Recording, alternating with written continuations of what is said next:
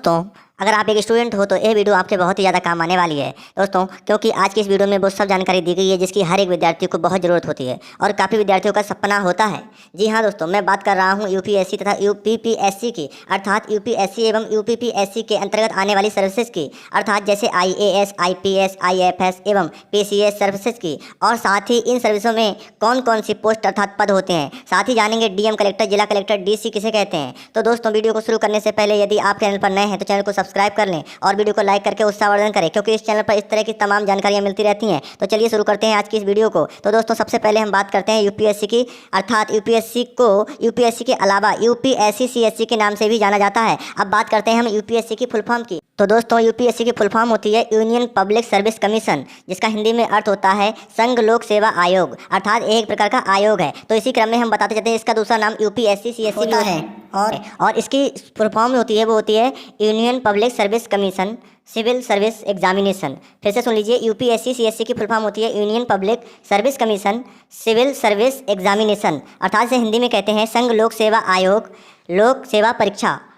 इस प्रकार से इसका हिंदी भी उच्चारण हो जाता है, इसकी फुल फॉर्म भी हो जाती है। तो हम दोस्तों अब बात करते हैं कि यूपीएससी क्या है या यूपीएससी सीएससी क्या होती है। तो दोस्तों, मैं आपको बता दूं कि यूपीएससी एक राष्ट्रीय एजेंसी अर्थात एक नेशनल एजेंसी है जो कि सिविल सर्विसेज के हर साल एग्जाम कराती है। और यूपीएससी 3 प्रकार की सर्विस के लिए एग्जाम करवाती है। ये 3 प्रकार की सर्विस निम्न प्रकार से हैं। इनमें से पहली सर्विस है ऑल इंडिया सिविल सर्विस, और नंबर 2 पर है ग्रुप ए सिविल सर्विस, और नंबर 3 पर है ग्रुप बी सिविल सर्विस। तो हम सबसे पहले बात करते हैं यूपीएससी की ऑल इंडिया सर्विस की, अर्थात यूपीएससी की ऑल इंडिया सर्विस में कितनी पोस्ट होती हैं। अर्थात इसमें 3 पोस्ट होती हैं। 3 पोस्ट जो होती हैं यूपीएससी की ऑल इंडिया सर्विस में वो निम्न प्रकार से हैं। इनमें से नंबर 1 पर है भारतीय प्रशासनिक सेवा, जिसे अंग्रेजी में कहते हैं इंडियन एडमिनिस्ट्रेटिव सर्विस और इसे शॉर्ट में कहते हैं आईएएस। और नंबर 2 पर आती है भारतीय पुलिस सेवा, जिसे कहते हैं इंडियन पुलिस सर्विस और इसे शॉर्ट में कहते हैं आईपीएस। और नंबर 3 पर आती है भारतीय वन सेवा और जिसे कहते हैं इंडियन फॉरेस्ट सर्विस और इसको शॉर्ट में कहते हैं आईएफएस। और ये तीनों जो सर्विसेज हैं वो ऐसी सर्विस हैं जो ऑल इंडिया में कहीं पर भी इनको नियुक्त किया जा सकता है। तो दोस्तों, अब हम बात करते हैं यूपीएससी की दूसरी सर्विस की, अर्थात ग्रुप ए सिविल सर्विस की। अब हम बताते हैं कि ग्रुप ए सिविल सर्विस के अंतर्गत कितनी पोस्ट होती हैं। अर्थात इसके अंतर्गत सबसे ज़्यादा पोस्ट आती हैं, अर्थात 16 पोस्ट होती हैं इसके अंतर्गत, जिसको हम एक एक करके ध्यानपूर्वक देखेंगे। देखिए, जो यूपीएससी की दूसरे नंबर की जो सर्विस है, अर्थात ग्रुप ए की जो सर्विस है, उसके अंतर्गत 16 पोस्ट निम्न प्रकार से हैं। उनमें से पहली जो पोस्ट है वो है भारतीय विदेश सेवा, अर्थात भारतीय विदेश सेवा, इसे अंग्रेजी में कहते हैं Indian foreign service, Indian foreign service. और दूसरी जो सेवा है वो है भारतीय लेखा परीक्षा और लेखा सेवा, जिसे अंग्रेजी में कहते हैं Indian audit and account service. Number 3 पे आती है जो सेवा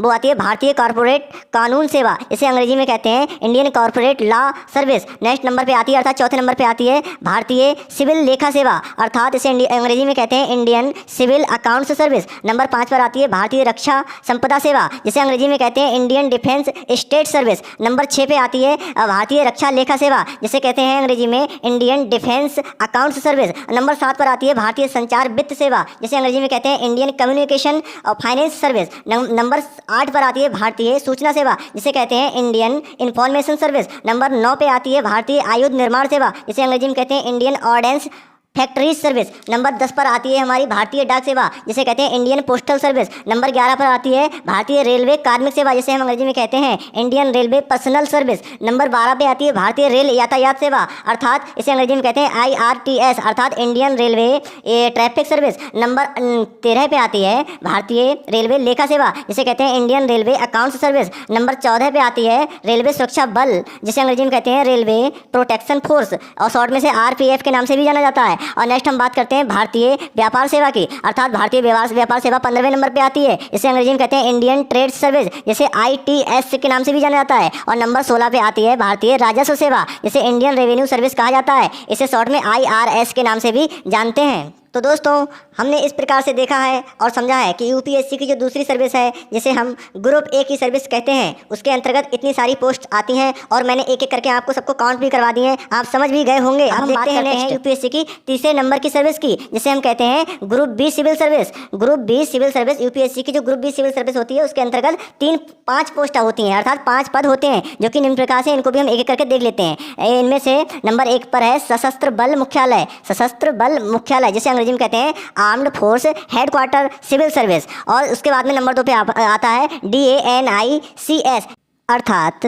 DANI सिविल सर्विस। नंबर 3 पे आता है DANI PS, अर्थात DANI पुलिस सर्विस। और नंबर 4 पे आता है पौंडुचेरी सिविल सर्विस, नंबर 5 पे आता है पौंडुचेरी पुलिस सर्विस। इस प्रकार से हमने देखा है कि यूपीएससी टोटल 24 पदों पर भर्ती करती है। इसके अंतर्गत ऑल इंडिया सर्विस में 3 पदों को रखती है और ग्रुप ए की जो सर्विस होती है उसमें 16 पदों को रखती है और ग्रुप बी की जो सर्विस होती है उसमें 5 पदों को रखती है। इस प्रकार से हमने देखा कि यूपीएससी टोटल 24 पदों पर भर्ती कराती है। तो अब आगे हम देखते हैं नेक्स्ट। तो अब दोस्तों हम आगे बात करते हैं यूपीएससी की ऑल इंडिया सर्विस में 3 पोस्ट होती हैं। जी हाँ, 3 पोस्ट में जो पहली पोस्ट होती है वो होती है भारतीय प्रशासनिक सेवा, जिसे हम कहते हैं शॉर्ट में आईएएस, अर्थात ये भारतीय प्रशासनिक सेवा को पास करने के बाद में हम बनते हैं एक आईएएस अधिकारी। अब आईएएस अधिकारी के बनने के बाद में जो पद मिलता है वो पद कहलाता है डीएम, जिसकी शॉर्ट फॉर्म डीएम होती है। इससे फुल फॉर्म होती है डिस्ट्रिक्ट मजिस्ट्रेट, अर्थात डिस्ट्रिक्ट मजिस्ट्रेट के नाम से जाना जाता है आईएएस क्रॉस करने के बाद में। इसे कलेक्टर भी कहते हैं। इस पोस्ट को जो डीएम पोस्ट होती है इसे कलेक्टर भी कहते हैं और इसे जिला कलेक्टर भी कहते हैं, इसे डीसी भी कहते हैं और इसे डिप्टी कलेक्टर भी के नाम से भी जाना जाता है। तो दोस्तों इसी क्रम में बताते चलें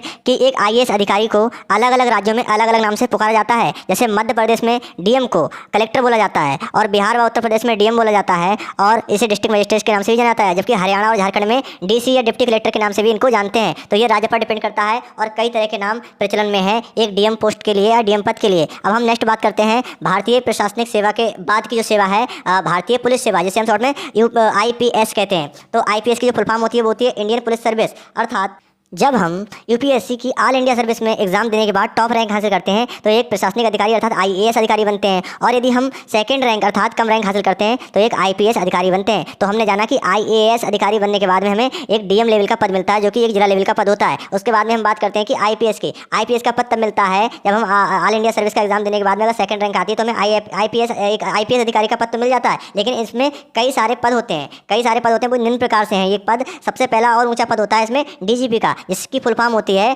डायरेक्टर जनरल ऑफ पुलिस। दोस्तों ये राज्य का पुलिस विभाग का सबसे बड़ा अधिकारी होता है। अब हम नेक्स्ट बात करते हैं सेकंड नंबर पे जो अधिकारी आता है वो है आईजी की फुल फॉर्म होती है इंस्पेक्टर जनरल ऑफ पुलिस, जिसे शॉर्ट में आईजी या आईजीपी के नाम से जानते हैं। यह राज्य का सबसे बड़ा दूसरा अधिकारी होता है और पुलिस विभाग का सबसे बड़ा दूसरा अधिकारी होता है, और इसकी वर्दी पर अशोक की लाट के साथ एक तलवार और छड़ी क्रॉस करती हुई नजर आती है। और जो हमने अभी पहला अधिकारी बताया था डीजीपी, इसकी पहचान होती है अर्थात इसकी वर्दी पर भी एक अशोक की लाट के साथ तलवार और एक छड़ी क्रॉस करती हुई नजर आती है। अब हम बात करते हैं तीसरे नंबर के सबसे बड़े अधिकारी की, वो होता है डीजीपी, जिसकी फुल फॉर्म होती है डिप्टी जनरल ऑफ पुलिस। यह भी एक बहुत बड़ा अधिकारी होता है राज्य का और पुलिस विभाग का, एक 3 स्टार रैंक का अधिकारी होता है और इसमें भी एक 3 स्टार अशोक की लाट के साथ इसकी वर्दी पर दिखाई देती है। अब हम नेक्स्ट बात करते हैं चौथे नंबर के अधिकारी की। चौथा नंबर का अधिकारी जो होता है वो होता है एसएसपी। इसकी फुल फॉर्म होती है सीनियर सुपरिटेंडेंट ऑफ पुलिस, जिसे हम वरिष्ठ पुलिस अधीक्षक के नाम से जानते हैं, और इसकी वर्दी की पहचान होती है 2 स्टार और एक अशोक की लाट इसके वर्दी पर इसकी पहचान होती है। नेक्स्ट हम बात करते हैं एसपी की, अर्थात अगले नंबर का जो हमारा जो अधिकारी है पुलिस विभाग का सबसे बड़ा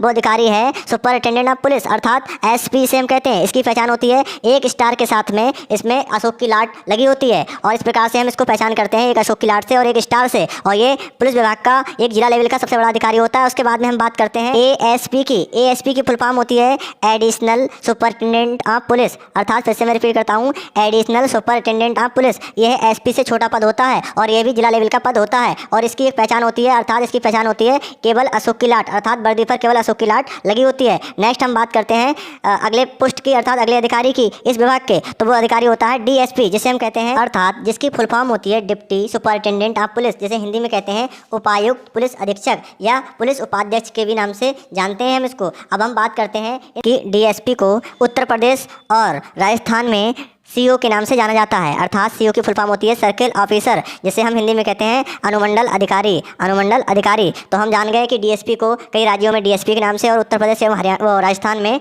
इसे सीओ के नाम से जाना जाता है। तो इस प्रकार से हम आईपीएस के थ्रू इतनी सारी पोस्ट पर काम कर सकते हैं या सेवा कर सकते हैं। दोस्तों नेक्स्ट हम बात करते हैं कि यूपीएससी की ऑल इंडिया सर्विस में जब हम एग्जाम देते हैं और हम इन दोनों रैंक के अलावा और कम रैंक लाते हैं, अर्थात हम आईएएस और आईपीएस के अलावा अगर हम इससे नीचे की रैंक लाते हैं तो हमें भारतीय वन सेवा में जो पोस्ट होती है वो मिलती है, अर्थात आईएफएस में हम एक अधिकारी बनते हैं, और आईएफएस में जब हम अधिकारी बनते हैं तो आईएफएस के अधिकारी बनने के बाद में एक जिला लेवल की बहुत अच्छी पोस्ट मिलती है और इसमें भी बहुत अच्छी खासी सैलरी होती है। तो इस प्रकार से हमने देखा कि यूपीएससी की ऑल इंडिया सर्विस में जो हम एग्जाम देते हैं और उसमें अगर हम पास होते हैं तो उसमें से हम रैंक के हिसाब से से या तो IAS अधिकारी बनते हैं या IPS अधिकारी बनते हैं या IFS अधिकारी बनते हैं। और IPS अधिकारी बनने पर हमें कितने सारे पदों पर नियुक्ति मिल सकती है वो हमने अभी जस्ट पहले हमने बताए हैं। तो लास्ट जो पद है वो DSP का या CO का है, वो IPS के थ्रू ही मिलता है। और इसके अलावा हम बात करते हैं अब नेक्स्ट हम बात करते हैं UPPSC की, अर्थात UPPSC की फुल फॉर्म होती है Uttar Pradesh provincial civil service. और यह एक राज्य स्तरीय एजेंसी है जो हर वर्ष प्रत्येक वर्ष एग्ज़ाम कराती है। और यह एग्ज़ाम पास करने के बाद में PCS अधिकारी बनते हैं। और इस PCS की फुल फॉर्म होती है प्रोविंशियल सिविल सर्विस, अर्थात प्रांतीय लोक सेवा या राज्य लोक सेवा इसे हिंदी में कहते हैं। और इसे पास करने के बाद अर्थात PCS अधिकारी बनने के बाद में जिला में SDM या ब्लॉक प्रमुख या BDO या CDO आदि कई तरह के जिला स्तर पर पद मिलते हैं हमें। तो PCS के थ्रू हम कई तरह की जो पद हैं वो प्राप्त कर सकते हैं। लेकिन शर्त यह है कि UPSC ऑल इंडिया में कहीं पर भी आपको पोस्ट दे सकती है, और जबकि UPPSC केवल राज्य में आपको कहीं पर किसी भी जिले में पोस्ट दे सकती है। तो यह अंतर है UPPSC में और UPSC में। तो आप समझ गए होंगे UPSC और UPPSC में क्या अंतर है और किस तरह से ये जॉब देती है, किस तरह से ये कार्य कराती है, किस तरह से इसका सिलेक्शन होता है। दोस्तों इसी क्रम में हम बात करते हैं कि जो UPSC है वो उसकी दूसरे नंबर की जो जॉब होती है अर्थात सर्विस होती है वो होती है ग्रुप A की सर्विस। ग्रुप A की सर्विस के अंतर्गत भी हमें 16 प्रकार की पद मिल सकते हैं। अब हम बात करते हैं UPSC की तीसरे प्रकार की जो सर्विस है वो है ग्रुप B की सर्विस। ग्रुप B की सर्विस के अंतर्गत 5 पोस्ट आती हैं और 5 पोस्ट जो मैंने बता रखी हैं उनमें से किसी भी पोस्ट पर आपको सिलेक्शन मिल सकता है। इस प्रकार से हम UPSC जब क्रॉस करते हैं तो हम या तो IAS IPS या IFS बनते हैं, अर्थात ऑल इंडिया जो सर्विस होती है उसके अंतर्गत। और दूसरे नंबर की जो सर्विस है UPSC की जिसे हम ग्रुप A की सर्विस कहते हैं उसके अंतर्गत 16 पोस्ट आती हैं। तो 16 पोस्ट में किसी में भी सिलेक्शन हो सकता है, वो रैंक पर डिपेंड करता है। और जो UPSC की तीसरे नंबर की जो सर्विस होती है जिसे हम कहते हैं ग्रुप B की सर्विस, उसके अंतर्गत 5 पोस्ट होती हैं। वो भी डिपेंड करता है कि आपकी रैंक कैसी है, तो उस पर निर्भर करता है। इस प्रकार से 5 में से किसी भी पोस्ट पर आपको सिलेक्शन मिल सकता है। तो इस प्रकार से मुझे उम्मीद है कि UPSC और UPPSC से रिलेटेड जितने भी आपके डाउट हैं वो क्लियर हो गए होंगे। मुझे उम्मीद है कि काफ़ी हद तक आपके डाउट क्लियर हो गए होंगे। जो रह गए हैं डाउट उसके लिए मैं क्षमा चाहूँगा। मुझे जितनी नॉलेज थी मैंने अपनी नॉलेज शेयर कर दी है। और वीडियो को अंत तक देखने के लिए इस प्रकार बहुत बहुत धन्यवाद। यदि आपको वीडियो से कुछ नई जानकारी मिली हो तो वीडियो को लाइक कर दीजिए, चैनल को सब्सक्राइब करके सपोर्ट कीजिए। वीडियो को अंत तक देखने के लिए आपको बहुत